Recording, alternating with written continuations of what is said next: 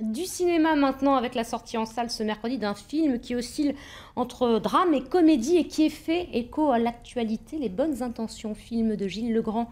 Avec vous, Agnès Jaoui. Bonsoir. Bonsoir. Merci d'être avec nous sur ce plateau. Ce soir, il y a avant-première à Bordeaux.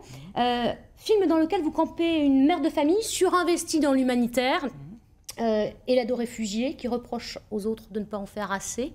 Finalement, c'est un film qui vous va bien, j'ai envie de dire, non? Peut-être pas de reprocher aux autres de ne pas en faire assez, mais en tout cas, un film engagé. J'espère être un peu moins pénible que ce personnage, mais je suis aussi peut-être moins généreuse de mon temps qu'elle, en tout cas. En tout cas, c'est un film qui fait réfléchir, vous êtes d'accord? Ah oui, c'est un film qui interpelle, à plusieurs niveaux d'ailleurs. Alors justement, voyons tout de suite un extrait de la bande-annonce.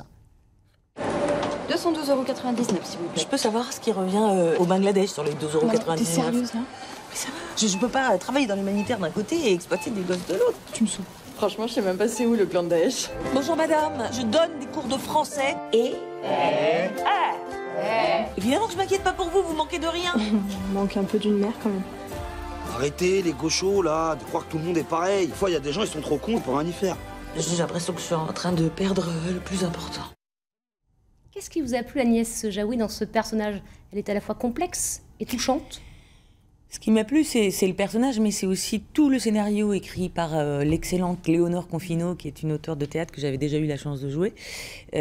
Ça pose beaucoup de questions. On est quand même dans une société où nul ne peut ignorer la misère des autres, que ce soit via la télévision, les réseaux sociaux ou en bas de chez soi. Chaque jour, on se dit, est-ce que voilà, je donne, je ne donne pas et que fait-on Et donc, le film a le mérite de parler de tout ça, de poser ces questions avec, je trouve, drôlerie et sans... voilà, il y va direct, quoi. Et c'est une Isabelle, une héroïne engagée, mais qui assume complètement. Elle délaisse les siens, par exemple. Ça vous plaît, ça aussi? Non. Oui, ça me plaît beaucoup de délaisser les miens. Non, du reste, non, évidemment pas, mais moi, je pense pas qu'elle délaisse les siens. Elle a une réplique d'ailleurs, quand sa mère lui dit, mais quand même, sa fille lui dit, mais tu t'occupes pas beaucoup de nous. Elle dit, mais d'abord, vous manquez de rien, j'ai toujours été là. Elle plonge pas dans la mère sacrificielle. Non, elle n'est pas dans le pathos, elle assume. Non, et puis elle dit, une mère, c'est aussi quelqu'un qui donne l'exemple. C'est un hommage aussi aux bénévoles, j'ai envie de dire. Absolument. À tous ces gens qui travaillent dans l'ombre, vous êtes d'accord? Qui travaillent dans l'ombre et qui font beaucoup, absolument. Et j'en connais un certain nombre. Et c'est vrai qu'à chaque fois, je suis admirative. Et heureusement que ces gens-là existent. Vous-même, vous défendez quelques causes.